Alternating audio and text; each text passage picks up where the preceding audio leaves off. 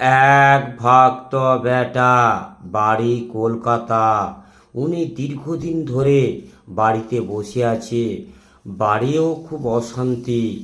অনেক জায়গায় উনি ইন্টারভিউ দিয়েছে, কোনো কিছু সুরক্ষা হয়নি।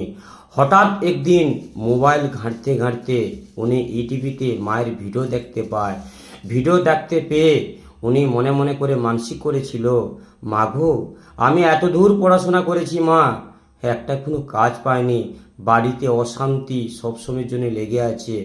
উনি হঠাৎ একদিন উনি মাকে পুজো পাঠায়, 1001 টাকা দিয়ে পুজো পাঠায়। পুজো পাঠানোর পর 18 দিনের মাথায় উনি ট্রেনের চাকরি পেয়েছে। উনি পোস্ট অফিসের মাধ্যমে উনি মাকে এই রূপার সাপ পাঠিয়েছে। উনি মার কাছে